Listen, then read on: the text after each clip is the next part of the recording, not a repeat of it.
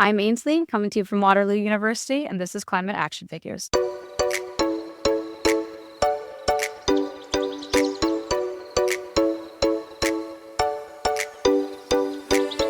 Well, hello and welcome to the very first episode of a brand new season, Season 2 of Climate Action Figures. Wonderful to have you along today. My name is John Whidden, and this week on the show, you get to meet Ainsley.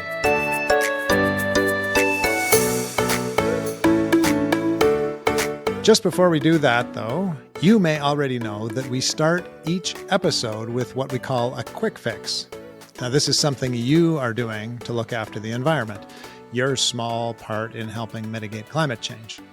And we rely on you, dear listener, or viewer, if you're tuning in our YouTube channel, to take care of this part of the episode. We have a few from the past couple of months, but we need more. So please send yours in via Facebook, Instagram, or by email at climateactionfigures@gmail.com. Whatever you're doing to help out the environment, send us a quick note about that, and we will use it on a future episode. Now, without further ado, this week's Quick Fix, which comes to us from Linda in Alberta. Linda says, our library has things, not just books, but things like sewing machines. So if you need one of those, you can borrow it from the library. That is my tip for the week. Well, thank you very much for sending that in, Linda, and welcome, Ainsley. Thank you very much for having me. I'm really excited to be here, and I love the tidbit from Linda. The public sewing machines, any public facility, things like that really helps mitigate some of the issues that we have in the meantime. Yeah, it's amazing that libraries are now doing so much more than just books like they have traditionally done and loaning out all kinds of things, borrowing libraries. Very cool. Now, Ainsley, I understand you have just started your master's degree at the University of Waterloo. So do you want to tell us a little bit about that? Absolutely. So I just started my master's program last week. It's the Master's of Arts in Global Governance at the University of Waterloo. It's through the Balsillie School of International Affairs, which is associated with CG, which is the Canadian Institute for Global Innovation, which is very cool. We have a whole separate section of that program dedicated to environmental issues on a national scale as well as a global international scale. And that is actually the focus of my research, is coming up with environmental international policy and researching the ways that we can go about creating these and fixing these issues on a global level. Wow. So when I hear global governance, I think right away of the United Nations. Is there a huge component of that in all of the coursework you do? Yes and no. We do explore a lot of international pre-existing organizations. So things like the UN, things like the EU, all of those different systems that currently exist, we will dive into. But that is both in a negative and a positive way, exploring why these are effective and where they are ineffective, what is successful about them and what is less so. And using that to kind of create our framework of how do we proceed from here? Where do we go in making these changes and making sure that the systems that we have survive, but not just survive, they actively improve and improve quality of life around the globe in general. Now, Ainsley, that's very interesting. As soon as you talk about that, I think about COP, and I think the COP coming up in November is COP 29. So do you have strong feelings about the COP conferences? I mean, I always have strong feelings in general, I find, about most things. With COP specifically, I think any chance that anyone gets large groups of people get together to talk about these large issues, especially associated with the environment, is a positive thing inherently. It's great to get a discussion going, and it's great to keep people and governments and institutions and corporations accountable. On the flip side of things, whether or not that actually does hold people accountable, so to speak, and keep things on track is a different discussion. So my frame of research would be investigating, are these things that we currently have in place effective? And from my frame of mind, if not, where can we improve? Where are things enforceable? And is it enforceable on the governmental institutional level, or do we have to go straight to corporations in order to make sure that these things are addressed properly? Yeah, that's always a big question, right? Can we trust that corporations, which is our economic model, will do what they need to do? Or do we have to have government and non-corporate bodies to regulate things? Do you have a strong feeling about that one? It's hard to say. And to be fair, I'm only just beginning my master's research, so I don't have as much of a knowledge base as I'd like at the moment. From the perspective that I have right now, it does appear that just due to the nature of the system that we have built, our governmental institutions and our corporations are actually very, very closely tied, potentially to a fault. And that's partly why we're running into so many issues with battling climate change and battling environmental issues on the corporate level, because they're so tied, and the economics of an election are typically funded through this corporation. It's very difficult to implement policy or have a policy enforced on companies that are still supporting the people that are trying to enforce it. True. Now, before we leave your education, when you get to the end of your master's, where do you hope to be and what do you hope to do with that? So there's a couple of different opportunities within my master's, which helps kind of explore the different opportunities that are available. I have to do a MRP, which is a major research project. But I also am part of something that is called the fellowship, where we will write policy recommendations based on certain issues, and they will be sent to Global Affairs Canada and published at the end of our term. So that is an opportunity where I can see how I actually like policy writing myself, if that is something with Global Affairs Canada I'd like to pursue. And then we also have a leadership opportunity that can either be done through the Government of Canada. We have some people that have been sent to the UN to do their internship for a couple months. So that also helps us branch off to see if there be any UN work or things like that. So I'm kind of looking at the whole field right now. Anything with UN, anything in government policy writing, it's all very interesting. So I'm not sure exactly, but just taking in the opportunities that the program has available and moving from there. Great. Well, all the best with that as you continue with your education. Now, last year we talked with two amazing students, quite a bit younger than you, grade 6, from Port Elgin Regional School, Nate and Jackson. And the way we were connected with those two was via two wonderful educators who live in New Brunswick, Jennifer and Sean Cunningham. Sean having worked in Port Elgin School, and Jennifer and Sean happen to be your parents, if I'm not mistaken. They sure are. And if it's not clear already to our listener, they work hard to look after our natural environment and are concerned about climate change. So how has hanging around with these two characters informed your view of the world? They definitely are characters in many different senses of the word. I think they instilled in both myself as well as my siblings from a very young age how important the environment is and continues to be and will forever continue to be. We grew up on the East Coast, so we were very much raised outside. Most of our days were spent outside, either on the beach or in the backyard or in some sort of hiking capacity like that. And it just became a very normative thing to be outside and in the environment, and therefore to respect it and to take care of it. And that was kind of the utmost important factor, was if you respect something, which you rely on, and it's beautiful and all these different things it's needed, and it's something that needs to be taken care of. And that is ultimately our responsibility to do. And that was instilled in all of us, I believe, that all of these things that you can do, yes, you may harvest food, you may grow your own garden, things like that, but it's done in a way that is respectful to the environment and still perpetuating growth and sustainability. So this podcast is aimed mostly at youth, but there are certainly parents who listen. We know this from our listener feedback. What advice would you give to parents, or what do you suggest the role of parents are in this world with the environment being what it is? I think that parents are the first and foremost the guide to their kids in all ways, and shaping how they view the world in general, both natural and in all other senses of the term. So I think if anything, it's having your kids outside, even if they're not doing anything other than running around in grass for a bit, being at a playground, going for walks, things like that. It's always the outside time that, one, sticks the most. Two, it'll make your kid more tired, which might be more beneficial to you. But in general, it instills respect for nature that I think is very important in today's world.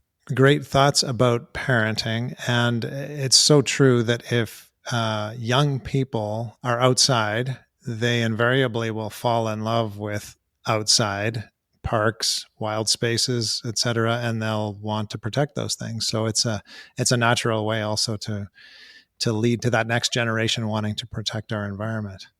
Now, you mentioned briefly your siblings. Let's hope that they're going to listen into your episode. So do you want to give a shout out to them and the role they've played in your life? Absolutely. So I'm the youngest of the three of us. So I have an older brother and an older sister who have probably helped raise me in more ways than one. And in that, as I think part of it is we were all raised outside together and all have this very environment forward mindset. If it's commuting in a way that's more environmentally friendly by walking or by public transit or things like that, stopping more locally, we've all kind of done that together and both lamented the state of the environment, but also celebrated it together. So it's very nice to have people that are around your age. So it's very noticeable that it's not just one or two people anymore. It is a large pockets of certain populations. So they are absolutely involved in this as much as I am, if not more. And even if it's from different avenues, they both have their own thoughts and contribute in various ways, which is great. Right. Now, we didn't plan to talk about them, so and we haven't checked with, I assume you haven't checked with them to ask their permission, so we maybe won't name them, but is there something that they have done specifically that you really look up to in terms of environmental action? I mean, with food specifically, it's where they both excel, and that's in growing their own food, but especially cooking their own food, shopping more locally, things like that. They're definitely the better cooks between the three of us. But just the way that they handle food with care and in an environmentally conscious way, looking where food is coming from, checking the packaging before you buy for something that has much less hard plastic with its wrapping and packaging versus something that doesn't. Things like that. And it's just something that I think is always I've looked up to, and it's something that I'm a little bit more lacking in. So having their knowledge base and using it and kind of pulling from it where as much as possible is something that I've always respected and admired. Well, great to hear about what those two are doing. And yes, to packaging, it's there's so many things around the subject of food that we can be more careful about. But packaging just struck me last week. Our local superstore has a thing called flash food. I don't know if you have that out east, but it's food that's about to expire and they put it on for usually half price or less. And so you can just check the app and see what's about to get thrown out and you can buy it. They put it in a special cooler. You go pick it up, which was great. But I got some Caesar salad mix and I never usually buy that stuff because of the packaging, but it was going to get thrown out. So I bought it, brought it home, and it was wonderful. But oh my goodness, the cheese was in its own package. The dressing was in its own package. The croutons, the bacon bits, the salad. I mean, there were about 7 packages to this salad that we made. So crazy. We have to be careful with packaging these days. And there are some companies I know that's their thing. They send people this prepackaged food so they can just throw it in their pan and do it. But it's great that people are cooking for themselves. But what's the cost, right?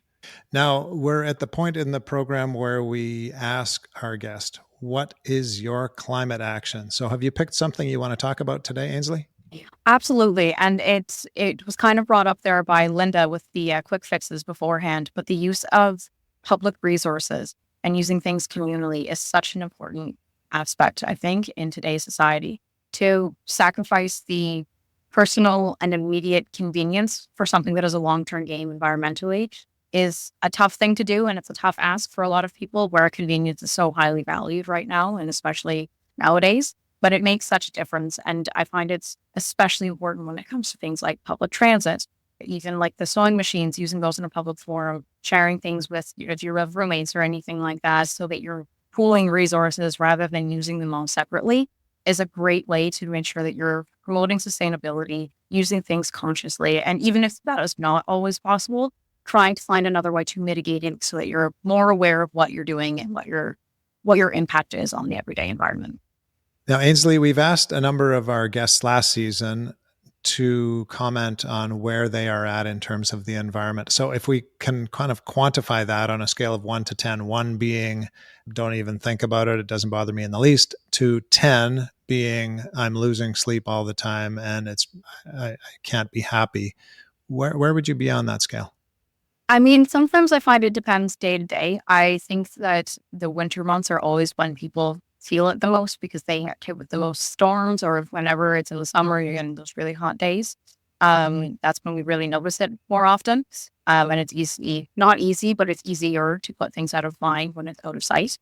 I think in general, where it is the main focus of my research, I've obviously pegged it as something that is very important to me. So I place it as a 7 for my personal self, just because it is where I'm planning on spending the majority of my thesis research. It is something where, out of all the things that I could have fixed for global governance and global policy, to me, the environment is one of the most, if not the most pressing issue of our time. Now, could I ask you to extend that to your cohort at university? And not necessarily your friend group, but maybe you could say your friend group, but they might be more environmentally minded because that's part of who you are. But the whole group at university, I know you can't speak for everyone, but what's the sense you get about your cohort at university? So I'm lucky enough to be in a program that there's only 16 of us total.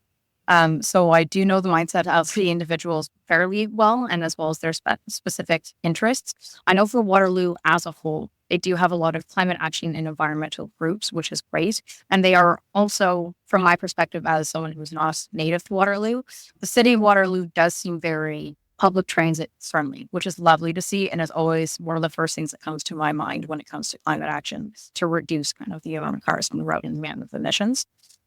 For my cohort specifically and the Master's of Arts in Global Governance, environment is now ingrained very deeply into a lot of political science and global governance programs, which is great. So even if it is not their specific niche interest or their focus, it is still something that is brought in. Human rights, and therefore the impact of the environment on human rights, is still in association with each other.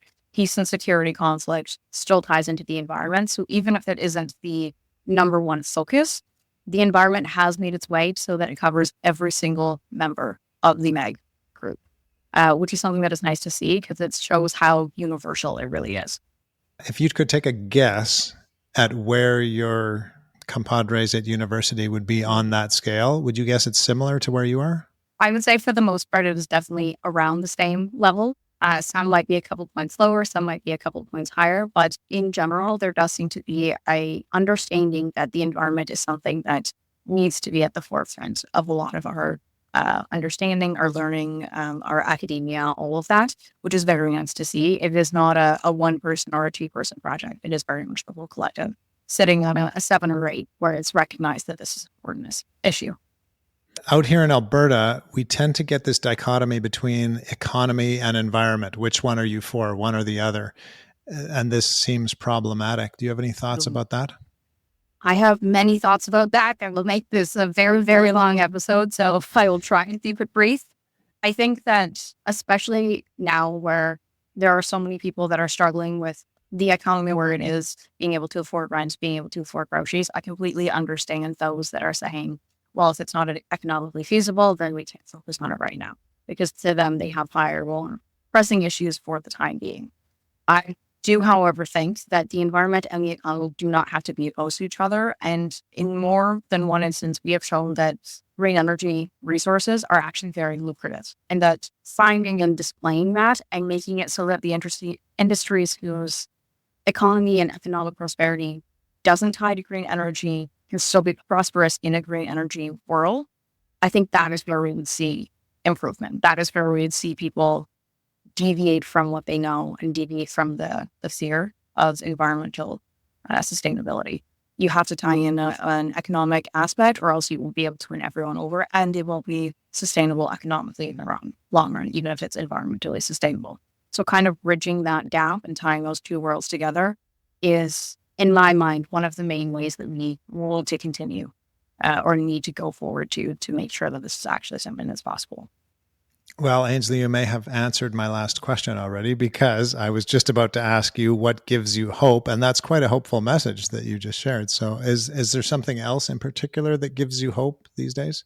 I think it's genuinely just the overall mindset seems to have shifted dramatically, even from, I'm not that old, but even from my time in middle school, high school to now in my master's degree, it is very much the norm for everyone to be environmentally conscious, or at least somewhat aware. It is the norm to have at least 1 to 2 weeks of lecture and syllabus and readings dedicated to environmental academia and literature. And it's very much portrayed as a necessity now. It is accepted that this is going to continue to be an issue and continue to need to be addressed. That is something that, to me, is very hopeful. It shows that people are paying attention, and not only are they paying attention, but they care enough to write about all of these issues and explore where we go from here. The more minds you get to it, the more likely we are to approach these issues and Well, this podcast is all about hope. So thank you very much for sharing that little glimpse of hope, maybe more than a little glimpse, a large glimpse of hope. It's been great having you on the first episode of season 2. So thank you so much for joining us here today, Ainsley. Thank you so much for having me. It's been absolutely wonderful. And thank you, dear listener. If you know anyone who would be a great guest on the podcast, please get in touch with us via our email address or social media. And we will be back again next week, same time, same place, to hear from another climate action figure. Until then, Go figures.